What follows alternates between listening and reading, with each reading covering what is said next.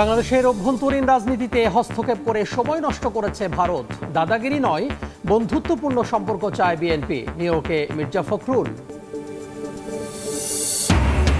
বিক্ষোভ সহিংসতা থামলেও থমথমে খাগড়াছড়ি। 4 দিন পর সড়ক অবরোধ শিথিলের ঘোষণা যুগ্ম ছাত্র জনতার। 144 ধারা বহাল, মোড়ে মোড়ে আইন শৃঙ্খলা বাহিনীর টহল। আধিপত্য বিস্তার নিয়ে দুপক্ষের সংঘর্ষে নরসিংদীতে যুবদল নেতা নিহত, আহত অন্তত 10। নারায়ণগঞ্জে ইউপি সদস্যকে পিটিয়ে হত্যা। সিঙ্গাপুর থেকে বাংলাদেশে ব্যবসা সরিয়ে আনতে চায় স্টার্লিং। সেবা দেওয়া হবে ভুটান সহ কয়েকটি দেশে। গাজীপুরে হবে গ্রাউন্ড স্টেশন। অনুমোদন চেয়ে বিটিআরসিকে চিঠি।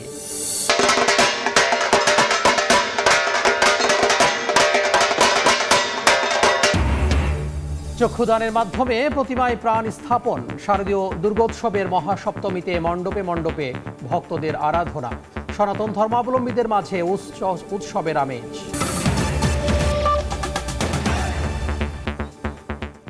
সময় সংবাদের সঙ্গে আছি আমি তোহা খান তামিম।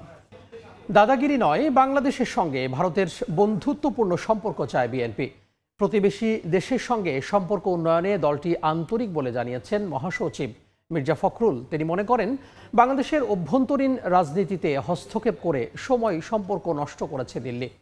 নিউ ইয়র্কে সময় সংবাদকে দেয়া বিএনপি মহাসচিবের সাক্ষাৎকারের আরেকটি অংশ নিয়ে হাসানুজ্জামান সাকির রিপোর্ট। জুলাই অভ্যুত্থানে শেখ হাসিনা সরকারের পতনের পর ইতিহাসের সবচেয়ে ক্রান্তিকাল অতিক্রম করছে বাংলাদেশ ভারত সম্পর্ক। ঢাকা নয়াদিল্লির টানাপোড়েনের কারণ হিসেবে প্রতিবেশী দুই দেশের রাজনীতিকরাও দায়ী করছেন একে অন্যকে। বাংলাদেশের আসন্ন জাতীয় সংসদ নির্বাচনের প্রস্তুতি নিয়ে এখন ব্যস্ত রাজনৈতিক দলগুলো। এমন পরিস্থিতিতে প্রতিবেশী দেশের মনোভাব নিয়েও আলোচনা বেশ সরব। নিউ ইয়র্কে সময় সংবাদকে দেয়া সাক্ষাৎকারে মির্জা ফখরুল ইসলাম আলমগীর বলেন, বাংলাদেশের অভ্যন্তরীণ রাজনীতিতে হস্তক্ষেপ করে ঢাকার সঙ্গে সম্পর্ক নষ্ট করেছে দিল্লি। বিগত আওয়ামী লীগ সরকারের সময় ভোটারবিহীন প্রতিটি নির্বাচনকে সমর্থন করেছে তারা।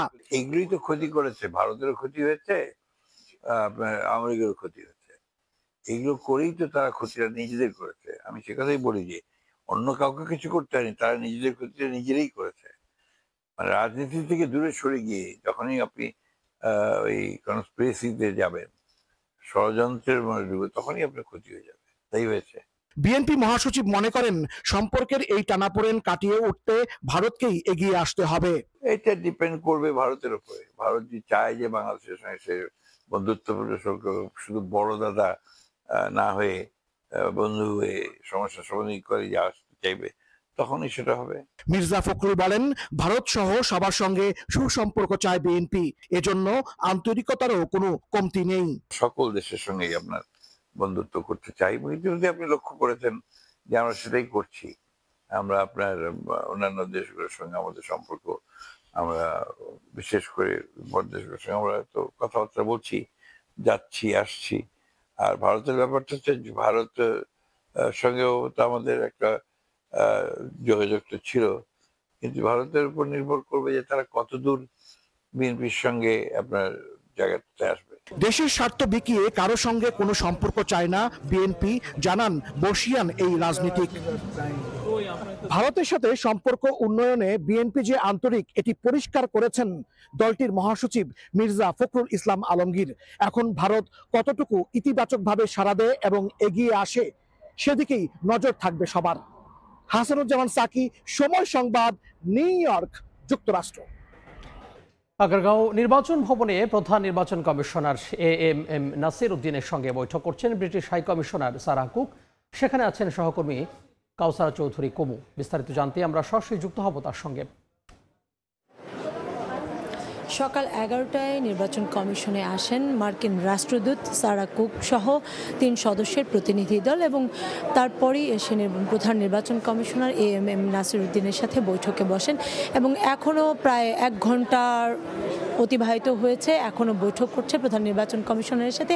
আমরা যতটুকু জানতে পেরেছি যে নির্বাচন কমিশনের জাতীয় নির্বাচনের প্রস্তুতি এবং তাদের কোনো ধরনের সংকট আছে কিনা সেটাই মূলত জানার চেষ্টা করছেন। কারণ এর আগেও মার্চেও এসেছিল মার্কিন রাষ্ট্রদূত এবং এসে তখন জানতে চেয়েছিলেন তার দেশ সুষ্ঠু এবং নিরপেক্ষ একটি বাংলাদেশের নির্বাচন দেখতে চায় এবং এর জন্য তারা সর্বোচ্চ সহযোগিতা করারও আশ্বাস দিয়েছিল নির্বাচন কমিশনকে। এরই অংশ হিসেবে আবারও আজকে প্রধান নির্বাচন কমিশনারের কাছে এসেছেন এবং বৈঠক করছেন। তারা জানতে চাচ্ছেন, যেহেতু ফেব্রুয়ারিতেই নির্বাচন করতে নির্বাচন কমিশন বদ্ধপরিকর সরকারের তথ্য অনুযায়ী, সেক্ষেত্রে নির্বাচন কমিশনের কতটুকু অগ্রগতি রয়েছে ভোটের মাঠে এবং নির্বাচন কমিশনের যেসব ভোটকে নিয়ে যেসব চ্যালেঞ্জ রয়েছে সেসব চ্যালেঞ্জ মোকাবেলায় কতটুকু সক্ষমতা অর্জন করেছে এবং এই মুহূর্তে তাদের প্রস্তুতি কোন পর্যায়ে রয়েছে সেই সব বিষয় নিয়েই মূলত আলোচনা হবে। এবং তারা বলেছে শুধু মার্কিন প্রতিনিধিরা নয়, এর আগে ইউরোপীয় ইউনিয়নের সদস্যরাও বলেছে, জাপান, থাইল্যান্ডের কর্মকর্তারাও এসেছিল। তারা সকলেই কিন্তু বলছে যে এ দেশের একটি সুষ্ঠু সুন্দর যেন নির্বাচন হয় এবং এই নির্বাচন উপহার দিতে তারা সর্বোচ্চ সহযোগিতা করবে।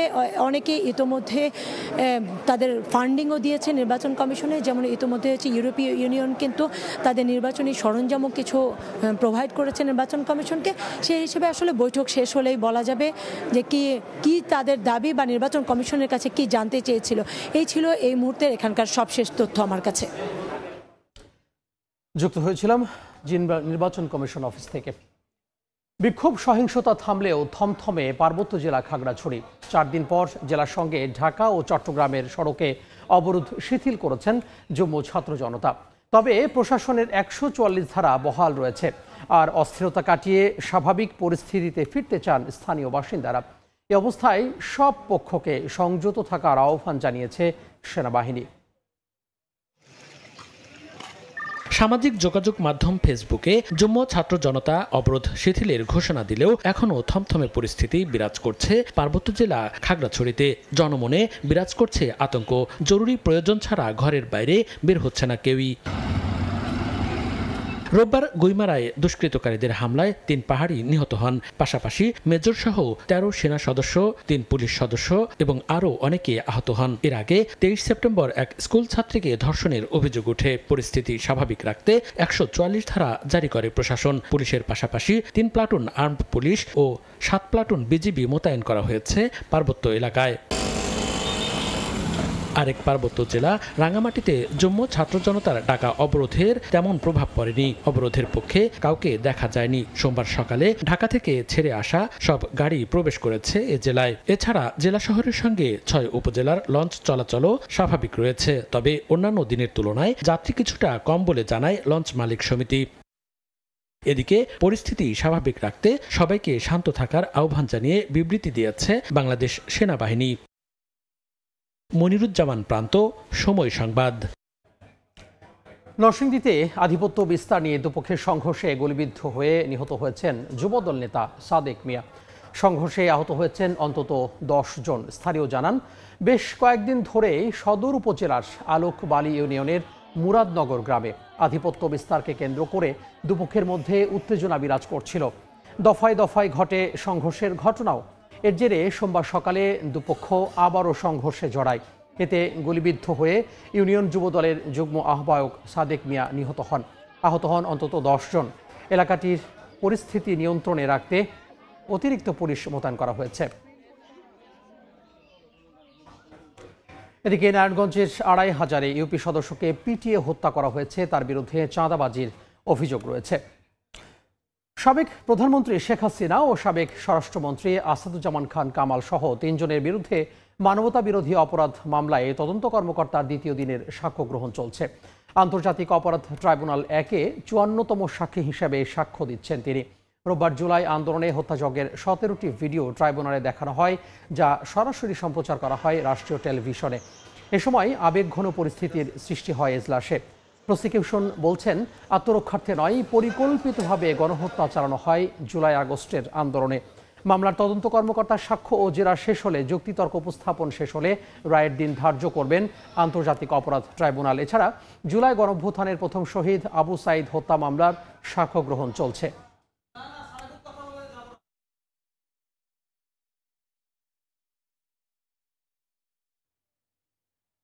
সময় সংবাদে আরও থাকছে। নগরে নতুন আতঙ্কের নাম শয়তানের নিঃশ্বাস। বরিশাল শহরে নারীদের টার্গেট করে সর্বস্ব লুটে নিচ্ছে চক্র। এক মাসে অন্তত 7টি ঘটনায় নিঃস্ব অনেকে। শারদীয় দুর্গোৎসবের মহাসপ্তমী আজ। রাজধানী সহ সারা দেশের মণ্ডপে মণ্ডপে সকাল থেকেই শুরু হয়েছে সপ্তমী পূজার আনুষ্ঠানিকতা। শাস্ত্রীয় বিধান মেনে প্রথমেই ঘট প্রতিস্থাপন করা হয়, এরপর দেবীকে মহাস্নান করানোর মধ্য দিয়ে সূচনা হয় সপ্তমী পূজার।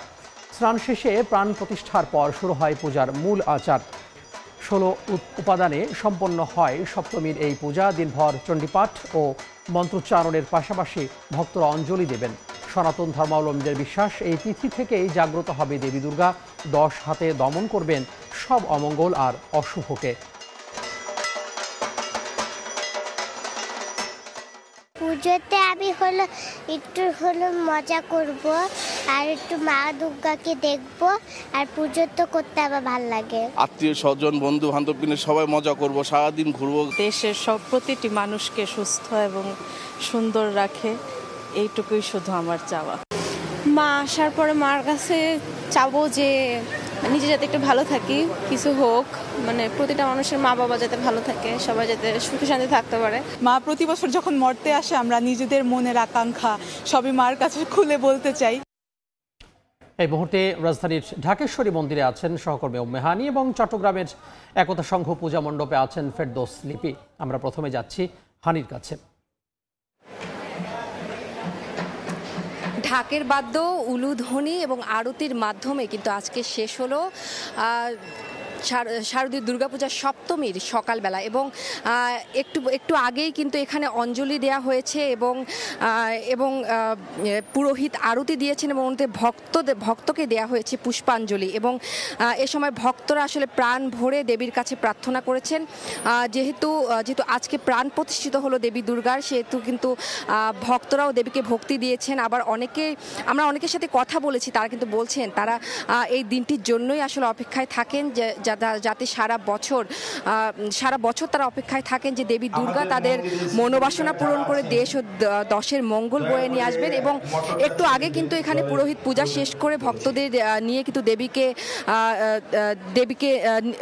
ভক্তদেরকে নিয়ে কিন্তু মন্ত্রপাঠ করেছেন। এবং তার আগে কিন্তু সবার হাতে বেলপত্র এবং ফুল দেয়া হয় এবং সবাই সেই পুষ্পাঞ্জলি দিয়ে কিন্তু দেবী দুর্গাকে উদ্দেশ্য করে এক হয়ে দাঁড়িয়ে মন্ত্রপাঠ করেছেন এবং প্রণাম মন্ত্রও তারা কিন্তু এক হয়ে দাঁড়িয়ে পাঠ করেন। এবং তারপরে কিন্তু উলুধ্বনি দিয়ে আসলে পুরোহিতের নির্দেশনা অনুযায়ী নিজেদের প্রার্থনাটি করে এবং যে পুষ্প হাতে নিয়ে মন্ত্রপাঠ করলেন সেগুলো কিন্তু সবাই পরে দেবী দুর্গার পায়ে সমর্পণ করেন। এবং শাস্ত্র মতে কিন্তু আসলে সপ্তমীর এই দিনটি, সেটি কিন্তু দেবী দুর্গার প্রতিমায় আসলে প্রাণ প্রতিষ্ঠা করা হয়। এবং আমরা কিন্তু সকালবেলা থেকেই দেখেছি যে ভোরবেলায় কলাবউ স্নান ও ঘট প্রতিস্থাপন করা হয়েছে এবং তারপরে কিন্তু দেবীর মহাস্নান এবং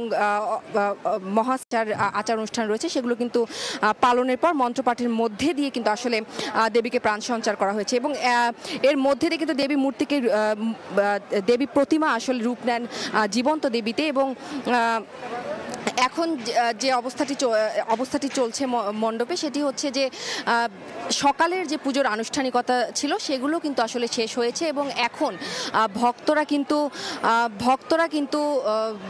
কিন্তু হচ্ছে দেবী প্রতিমার সামনে আসলে দাঁড়িয়ে ছবি তুলছেন এবং প্রার্থনা করছেন। এবং এই মুহূর্তে আমাদের চট্টগ্রামে রয়েছেন ফারজানা লিপি, তিনি জানাবেন সপ্তমীর, ফেরদৌসী লিপি, তিনি জানাবেন সপ্তমীর সর্বশেষ।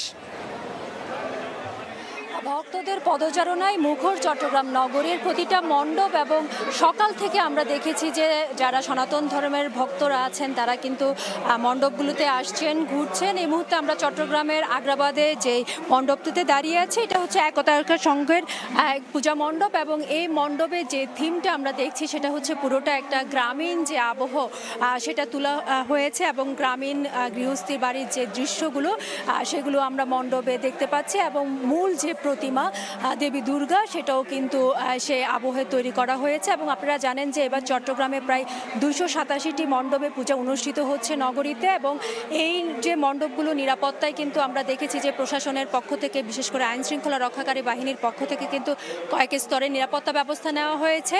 সঙ্গে সঙ্গে পূজা কমিটি যারা আছেন তারাও কিন্তু নিজেদের যে বিশেষ নিরাপত্তা ব্যবস্থা, বিশেষ করে সিসি ক্যামেরা এবং নিজেদের যে স্বেচ্ছাসেবক সেগুলো কিন্তু তারা রেখেছেন। এবং কিছুক্ষণ আগে এই মণ্ডপে চট্টগ্রাম নৌ অঞ্চলের কমান্ডার এসেছেন, রিয়াল এডমিনার মইনুল হাসান।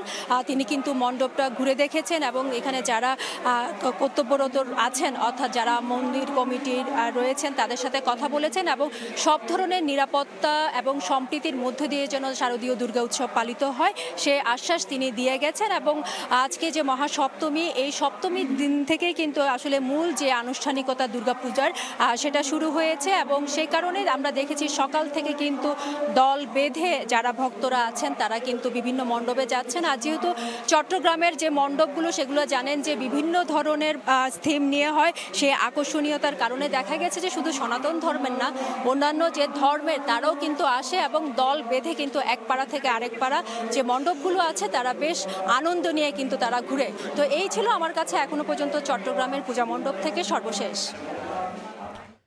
শারদীয় দুর্গোৎসবের খবর জানতে আমরা যুক্ত হয়েছিলাম চট্টগ্রামে এবং তারও আগে ঢাকেশ্বরী মন্দির থেকে। দেখছেন সময় সংবাদ, সঙ্গেই থাকুন। থেকে ব্যবসা সরিয়ে বাংলাদেশে আনতে চায় স্টারলিংক। এখান থেকেই ইন্টারনেট সেবা দেওয়া হবে ভুটান সহ পার্শ্ববর্তী দেশে।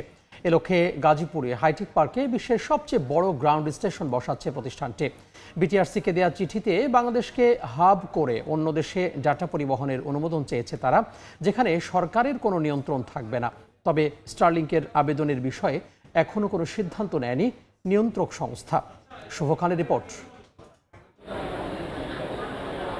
চলতি বছরের মে মাসে দেশে আনুষ্ঠানিকভাবে স্যাটেলাইট ইন্টারনেট সেবা দেওয়া শুরু করে স্টারলিংক। দ্রুত বাড়ছে প্রতিষ্ঠানটির গ্রাহক সংখ্যা। মানসম্মত গ্রাহক সেবা নিশ্চিত করতে কালিয়াকৈরের হাইটেক পার্কে এই দুটি এবং রাজশাহী ও যশোরে একটি করে মোট 4টি গ্রাউন্ড স্টেশন স্থাপন করেছে স্টারলিংক। প্রতিষ্ঠানটি এখন চায় বাংলাদেশের গেটওয়ে ব্যবহার করে পার্শ্ববর্তী দেশে ইন্টারনেট সেবা দিতে। সম্প্রতি বিটিআরসিকে চিঠি দিয়ে অনুমোদন চেয়েছে।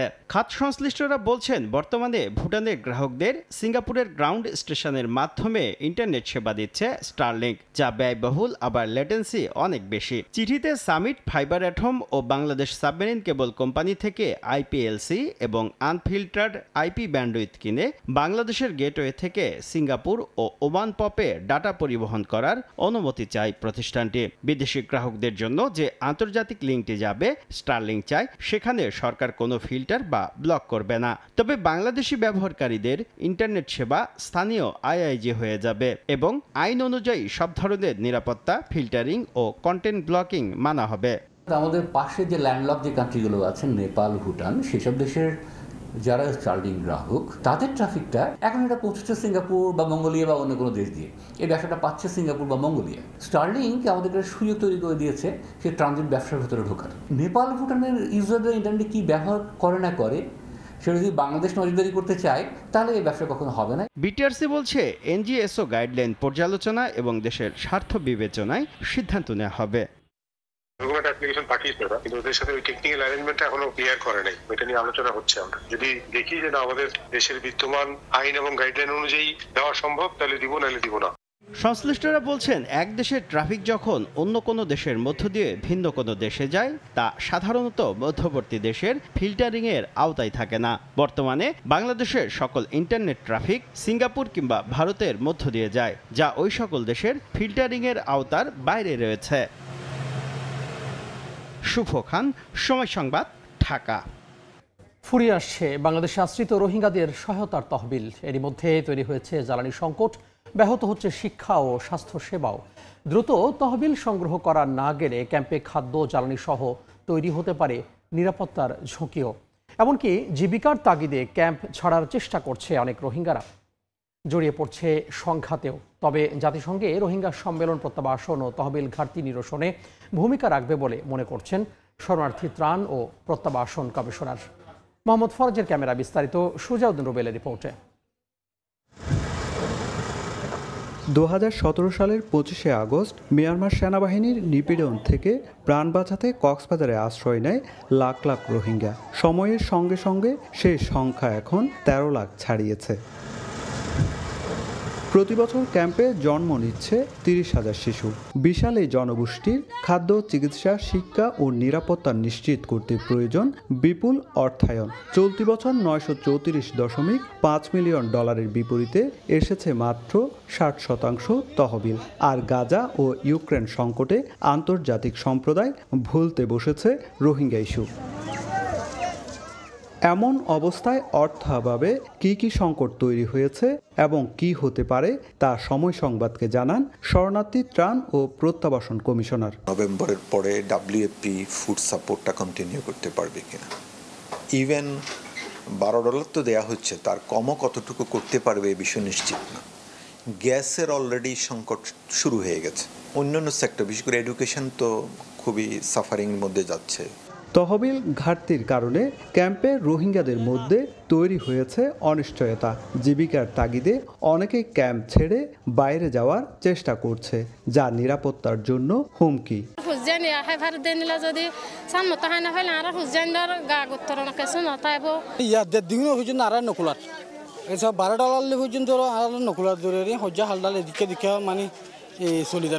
রোহিঙ্গা ইবাগো ইনসান তাতে খানা যাও গাবরে তারা খাইনি পাইলে পুরা বাংলাদেশ দূরি দৌলা ক্রাইমল করিব।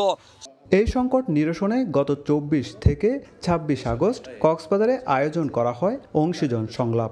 জাতিসংঘে রোহিঙ্গা ইস্যুতে আসন্ন সম্মেলনে গুরুত্ব দেওয়া হলে প্রত্যাবাসন ও সহায়তা তহবিল সংগ্রহে সহায়ক হবে বলে মনে করছেন শরণার্থী ত্রাণ ও প্রত্যাবাসন কমিশনার। বাংলাদেশের লক্ষ্য দুটি, একটি হচ্ছে রোহিঙ্গা প্রত্যাবাসনে মিয়ানমার গভর্নমেন্ট এবং সেখানকার অন্যান্য যারা রয়েছে তাদের উপর আন্তর্জাতিক চাপ তৈরি করা, এবং যতক্ষণ পর্যন্ত না প্রত্যাবাসন সম্পন্ন হচ্ছে ততদিন পর্যন্ত এই মানুষগুলোকে মিনিমাম একটা ডিগনিফাইড লাইফ এনশিওর করা। বিশ্বের সবচেয়ে বড় আশ্রয় শিবির এখন গভীর সংকটে। দ্রুত সহায়তা না পেলে কেবল বাংলাদেশ নয়, পুরো অঞ্চলে দেখা দিতে পারে বড় ধরনের মানবিক ও নিরাপত্তা বিপর্যয় বলছেন সংশ্লিষ্টরা।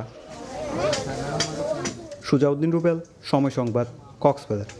পাবনায় পঞ্চগড় এক্সপ্রেসে 3টি বগি লাইনচ্যুত হওয়ার 5 ঘন্টা পর ঢাকার সঙ্গে উত্তরবঙ্গে ট্রেন চলাচল শুরু হয়েছে। রোববার রাতে ঢাকা থেকে পঞ্চগড়ের উদ্দেশ্যে ছেড়ে যায় ট্রেনটি।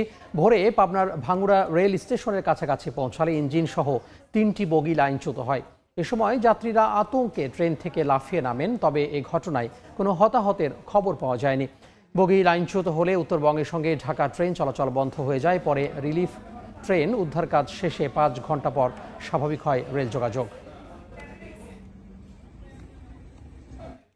বরিশাল শহর জুড়ে আতঙ্ক ছড়াচ্ছে শয়তানের নিঃশ্বাস বা ডেভিল ব্রেথ। টার্গেট করা হয় নারীদের। গত 1 মাসে অন্তত 7টি ঘটনায় নিঃস্ব অনেকে। ভয়ঙ্কর রাসায়নিক স্কোপোলামিন দিয়ে সর্বস্ব লুটে নিচ্ছে একটি সংঘবদ্ধ চক্র। বিস্তারিত অপূর্ব রিপোর্টে ছবি তুলেছেন সুজয় দাস। বরিশালের ধান গবেষণা সড়কের জিয়ালেনের এই স্থানটিতে গত 21 সেপ্টেম্বর শয়তানের নিঃশ্বাস চক্রের খপ্পরে পড়েন তাহমিনা বেগম। প্রতিদিনের মতো ফজরের নামাজ শেষে বাসার সামনের রাস্তায় হাঁটতে বের হয়েছিলেন তিনি। এ সময় 4 ব্যক্তি কৌশলে শয়তানের নিঃশ্বাস প্রয়োগের মাধ্যমে তাকে সম্মোহিত করে ফেলেন। মুহূর্তের মধ্যেই বাসায় গিয়ে গচ্ছিত 16 ভরি স্বর্ণালংকার ও নগদ অর্থ নিজ হাতে তুলে দেন চক্রটির কাছে। এ ঘটনায় ছিল না জোর বা হুমকি, শুধু এক রাসায়নিক প্রয়োগ যা কেড়ে নিয়েছিল তার নিয়ন্ত্রণ। এমন পরিস্থিতিতে স্থানীয়দের মাঝে বিরাজ করছে অদৃশ্য ভয়। তারা দোষছেন প্রশাসনের ব্যর্থতাকে। আমার একটা লোকে সালাম দিয়ে বলে যে ওই ছাড়সিনে হুজুরের এই যে ছেলে, চলেন তার কাছে একটু দোয়া নিয়ে যাবেন। তারপর আমি ওই লোকটার পিছনে পিছনে যাই, আর একটা লোক ওই জায়গায় দাঁড়াই রয়েছে। ও বলে কি স্বর্ণের কিছু আছে, আমাকে আছে। তারপর আমি বাসায় যাই। 15 থেকে 16 ভরি স্বর্ণ, তারপরে 45,000 টাকা নিয়ে এসে ওদের হাতে তুলে দেয়। গ্রামের রুরাল পার্সন যারা আছে, ঠিক আছে, হাঁটাচলা করে, তাদেরকে টার্গেট করে, ছিনতাই করে। নীরব স্থানের পাশাপাশি ব্যস্ত সড়কেও চক্রটির সদস্যরা টার্গেট করছে নারীদের। কখনো ঠিকানা জানতে চাওয়া, কখনো সহায়তার হাত বাড়িয়ে দেওয়ার অজুহাতে সামনে দাঁড়াচ্ছে তারা। তুমি জিনিস পড়ো না, আমি কি পড়ি, কয় কোথায়, আমি কি বাসায়। তাহলে কোনো কারো কাছে কিছু বললো না বললে যে চুপ করে ওই জিনিস সব নিয়ে এসো। আমাকে একজন লোক বাইকে করে চলে আসেন, এসে উনি আমাকে জিজ্ঞেস করেন যে নথুলাবাদ কোন দিকে যাবেন। তো আমি জাস্ট ওনাকে জায়গাটা দেখাই দিছি হাত থেকে। ওই মুহূর্তে উনি হাতের সাথে কিছু একটা ছিল, উনি হাত নাড়িয়ে আমাকে জিজ্ঞেস করার সাথে সাথে আমি আমার পুরো শরীর অবশ্যই যাওয়ার মতো হয়। তবে যথাযথ অভিযোগের ভিত্তিতে ব্যবস্থা নেওয়ার আশ্বাস নগর পুলিশ প্রধানের। এইটা দিয়ে আমরা ফাইন্ড আউট করার চেষ্টা করব যে কারা করছে বা কি অবস্থা, এবং এই চক্রটাকে আমরা এখান থেকে উদ্ধার করার চেষ্টা করবো ইনশাআল্লাহ। বরিশাল শহরে গত 1 মাসে অন্তত 7টি ঘটনায় স্কোপোলামিন প্রয়োগ করে নারীদের থেকে লুটে নেওয়া হয়েছে সর্বস্ব। আইন শৃঙ্খলা বাহিনীর তৎপরতা বাড়ানোর পাশাপাশি ব্যক্তি সচেতনতাও জরুরি বলে মত নাগরিক সমাজের। অপূর্ব অপু, সময় সংবাদ, বরিশাল। জুলাই হত্যাযজ্ঞের মামলায় শেখ হাসিনার বিরুদ্ধে দ্বিতীয় দিনের মতো সাক্ষ্য দিচ্ছেন মামলার তদন্ত কর্মকর্তা। সরাসরি যাচ্ছি ট্রাইব্যুনালে।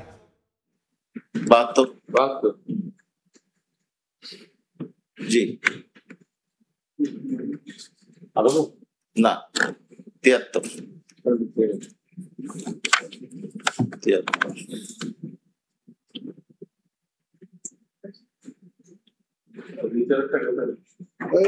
5ই আগস্ট পর্যন্ত পরে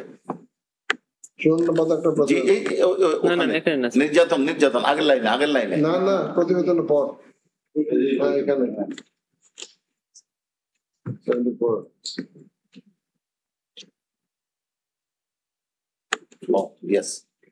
জি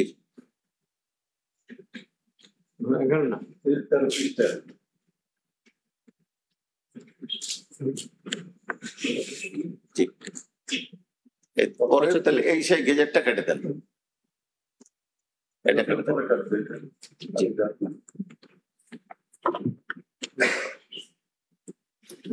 জি এবার পরেরটাই যান।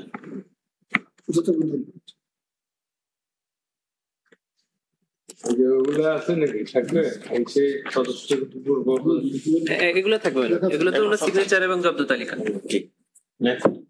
হ্যাঁ, জুলাই হত্যাযজ্ঞের মামলায় শেখ হাসিনার বিরুদ্ধে দ্বিতীয় দিনের মতো সাক্ষ্য দিচ্ছেন মামলার তদন্ত কর্মকর্তা। আমরা এতক্ষণ সরাসরি যুক্ত ছিলাম, সেটির বাকি অংশ দেখতে যুক্ত থাকুন সময় টেলিভিশনের ফেসবুক পেজে।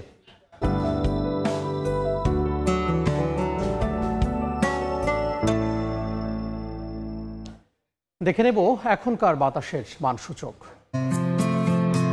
বায়ুমান বিষয়ক সংস্থা আইকিউ এয়ারের সূচক অনুযায়ী বাংলাদেশে এখনকার বাতাসের মান: ঢাকা বিভাগের বায়ুর মান 80, যা সন্তোষজনক, বাতাসের আর্দ্রতা 58%।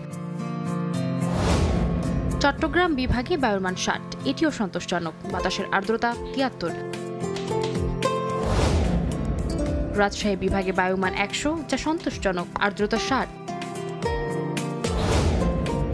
সিলেট বিভাগে বায়ুর মান 77, এটি সন্তোষজনক, বাতাসের আর্দ্রতা 70%।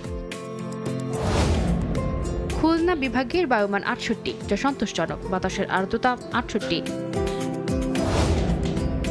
বরিশাল বিভাগে বায়ুমান 69, এটিও সন্তোষজনক, আর্দ্রতা 68। রংপুর বিভাগের বায়ুমান 99, যা সন্তোষজনক, বাতাসের আর্দ্রতা 63। ময়মনসিংহ বিভাগের বায়ুমান 88, এটিও সন্তোষজনক, বাতাসের আর্দ্রতা 59%। সারা দেশে বায়ুর মান সবচেয়ে ভালো চট্টগ্রামে 60 আর সবচেয়ে খারাপ রাজশাহীতে 100। দেখছেন সময় সংবাদ। দেশের বাইরের খবর। যুক্তরাষ্ট্রে 24 ঘন্টার কম সময়ের ব্যবধানে 3 অঙ্গরাজ্যে বন্দুক সহিংসতার ঘটনা ঘটেছে। মিশিগানের গ্র্যান্ড ব্ল্যাঙ্ক শহরে একটি গির্জায় বন্দুক হামলা ও অগ্নিসংযোগের ঘটনায় 4 জন নিহত হয়েছেন, আহত হন অন্তত 8 জন। পুলিশের গুলিতে নিহত হয় অস্ত্রধারী। হামলাকারী সাবেক সেনা সদস্য ছিলেন বলে জানা গেছে। অংশ নেন ইরাক যুদ্ধেও। এদিকে যুক্তরাষ্ট্রের নর্থ ক্যারোলাইনার সাউথ পোর্টের এক রেস্টুরেন্টে বন্দুকধারীর গুলিতে অন্তত 3 জন প্রাণ হারিয়েছেন। এর আগে টেক্সাসে একটি ক্যাসিনোতে বন্দুক হামলায় নিহত হন 2 জন। যুক্তরাষ্ট্রে বন্দুক সহিংসতা যেন থামছেই না। রোববার দেশটির মিশিগান অঙ্গরাজ্যের গ্র্যান্ড ব্ল্যাঙ্ক শহরের একটি গির্জায় বন্দুক হামলা ও অগ্নিসংযোগের ঘটনায় কয়েকজন হতাহত হয়েছেন। এ ঘটনায় হতাহতের সংখ্যা আরও বাড়তে পারে বলে আশঙ্কা করছে স্থানীয় প্রশাসন।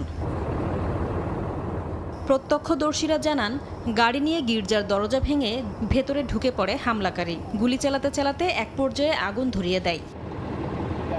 খবর পাওয়ার পরপরই ঘটনাস্থলে পৌঁছায় আইন শৃঙ্খলা রক্ষা বাহিনী। এ সময় বন্দুকযুদ্ধে হামলাকারী নিহত হয়। গ্র্যান্ড ব্ল্যাঙ্কের পুলিশ প্রধান জানান, অস্ত্রধারী 40 বছর বয়সী সাবেক সেনা সদস্য থমাস জ্যাকব। তিনি ইরাক যুদ্ধে অংশ নিয়েছিলেন। ঘটনা তদন্তে 100 FBI এজেন্ট কাজ করছে। এদিকে সামাজিক যোগাযোগ মাধ্যমে দেয়া এক পোস্টে এটিকে ভয়াবহ ঘটনা উল্লেখ করেছেন মার্কিন প্রেসিডেন্ট ডোনাল্ড ট্রাম্প। এটিকে খ্রিস্টান ধর্মাবলম্বীদের লক্ষ্য করে আরেকটি হামলা বলেও মন্তব্য করেন তিনি। এদিকে যুক্তরাষ্ট্রের নর্থ ক্যারোলাইনার সাউথ পোর্টে বন্দুকধারীর গুলিতে কয়েকজন নিহত হয়েছেন। নদী তীরবর্তী একটি রেস্টুরেন্টে এ ঘটনা ঘটে। এতে আহত হন 8 জন। ইন্টারকোস্টাল ওয়াটারওয়েতে ভাসমান একটি নৌকা থেকে গুলি চালানো হয় বলে জানায় পুলিশ। এ ঘটনায় সন্দেহভাজন একজনকে আটক করা হয়েছে। জারি করা হয়েছে বাড়তি সতর্কতা। এর আগে টেক্সাস অঙ্গরাজ্যের একটি ক্যাসিনোতে বন্দুক হামলায় 2 জন নিহত হন। আহত হন কয়েকজন। এ ঘটনায় জড়িত সন্দেহে একজনকে আটক করেছে পুলিশ। নাসরিন রুমি, সময় সংবাদ। ভিয়েতনামের উত্তর মধ্যাঞ্চলীয় হাতিং প্রদেশে আঘাত এনেছে শক্তিশালী টাইফুন বোয়ালয়। প্রবল বেগে বয়ে যাওয়া ঝড়ে এখন পর্যন্ত 9 জনের মৃত্যুর খবর পাওয়া গেছে। আহত হয়েছেন 29 জন। স্থানীয় সময় সোমবার ভোর রাতে আঘাত হানে ঝড়টি। এর আঘাতে হাতিং সহ একাধিক উপকূলীয় অঞ্চলে ঘরবাড়ির ছাদ উড়ে গেছে, গাছপালা ভেঙে পড়েছে, উপড়ে গেছে বিদ্যুতের খুঁটি। এতে বিদ্যুৎ ও ইন্টারনেট সেবা বিচ্ছিন্ন হয়ে গেছে বহু এলাকায়। ঝড়ের আগে নিরাপত্তার অংশ হিসেবে 10টি উপকূলীয় প্রদেশ থেকে কয়েক হাজার মানুষকে সরিয়ে নেয় প্রশাসন। সব মাছ ধরা নৌযানকে তীরে ফেরার নির্দেশও দেওয়া হয়। এছাড়া একাধিক বিমানবন্দর থেকে রোববার থেকে ফ্লাইট স্থগিত করা হয়। সময় সংবাদ। শিরোপা ছাড়াই পর্দা নামল এশিয়া কাপের। এসিসি চেয়ারম্যান মহসিন নাকভির হাত থেকে ট্রফি নিতে আপত্তি জানায় টিম ইন্ডিয়া। পরে সেই ট্রফি না দিয়েই নিয়ে যান তিনি। সূর্যা কুমারদের উদযাপন হয় সোনালী শিরোপা ছাড়াই। ভারতীয় সমর্থকরা দুয়োধ্বনি দেয় মহসিন নাকভিকে। বিস্তারিত জানাচ্ছেন সাব্বির মিথুন। ঠিক একটা অদ্ভুত টুর্নামেন্টের পর্দা নামল আমার পেছনে, যে টুর্নামেন্টে হ্যান্ডশেক বিতর্ক থেকে শুরু হয়, এরপরে দুই দলের মুখোমুখি দেখা কিংবা সামনাসামনি কথা বলাও বন্ধ হয়ে যায়। এমনকি ফাইনালে আরও একটা ব্যতিক্রম চিত্র, যেখানে টসের সময় ভিন্ন 2 জন ধারাভাষ্যকর ভিন্ন 2 দলের অধিনায়কের সঙ্গে যোগাযোগ করে। এমন সব বিরল চিত্রের পরে যখন ফাইনালটা শেষ হলো, তখন ধারণা করা হচ্ছিল অদ্ভুতের এই এশিয়া কাপের পর্দাটা তো অবশেষে নামলো। তবে নাটক যে আরও বাকি ছিল। সদ্য সমাপ্ত সেই প্রাইজ গিভিং সেরিমনিতে নতুন করে নাটক। খেলা শেষ হওয়ার 1.5 ঘন্টা পর্যন্ত দাঁড় করিয়ে রাখা হয় উপস্থিত অতিথিদের, যেখানে ছিলেন এসিসির প্রধান মহসিন নাকভি থেকে শুরু করে বিসিবি প্রধান আমিনুল ইসলাম বুলবুল। তবে ভারতীয় ক্রিকেটারদের একটাই কথা, পাকিস্তানি মহসিন নাকভির হাত থেকে তারা নেবে না শিরোপাটা। এবং শেষ পর্যন্ত 1.5 ঘন্টা দাঁড়িয়ে থাকার পরে বেশ তড়িঘড়ি করে মাঠ ছাড়তে বাধ্য হন মহসিন নাকভি, এবং এই মাঠে উপস্থিত ভারতীয় দর্শকরা তখন তাকে দুয়োধ্বনি দিয়েছে। ভারতীয়রা শেষ পর্যন্ত অটল ছিল নিজেদের কথায়, এবং মহসিন নাকভিরও একদম সাফ জবাব। যদি তার হাত থেকে ট্রফিটা না নেয় ভারত, তাহলে কোনো ধরনের ট্রফি দেয়া হবে না। এবং তেমনটি আমরা দেখলাম। সেই ট্রফি ছাড়াই উদযাপনে শেষ হলো এশিয়া কাপ 2025। ভারতীয় দল ট্রফি ছাড়াই উদযাপন করেছে। হ্যাঁ, এরকম একটা অদ্ভুতরে টুর্নামেন্টের দেখা মিলল এই দুবাই আন্তর্জাতিক ক্রিকেট স্টেডিয়ামে।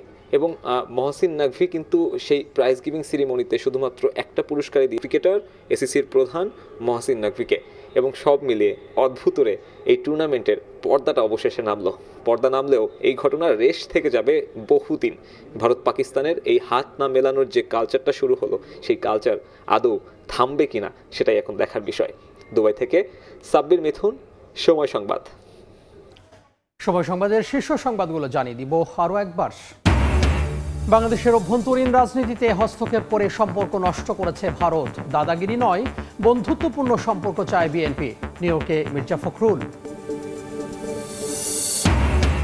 বিক্ষোভ সহিংসতা থামলেও থমথমে খাগড়াছড়ি, 4 দিন পর সড়ক অবরোধের শিথিলের ঘোষণা যুগ্ম ছাত্র জনতার। 144 ধারা বহাল, মোড়ে মোড়ে আইন শৃঙ্খলা বাহিনীর টহল।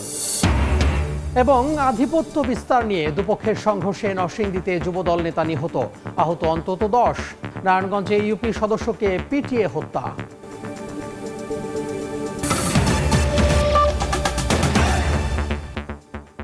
এই ছিল খেলা সময় সংবাদে। এরপর খেলার সময় নিয়ে সঙ্গে থাকবেন সহকর্মী তারেক হাসান শিমুল। তামিম আপনাকে ধন্যবাদ। খেলার সময় নিয়ে ফিরছি কিছুক্ষণ পর, সঙ্গে থাকুন সময়।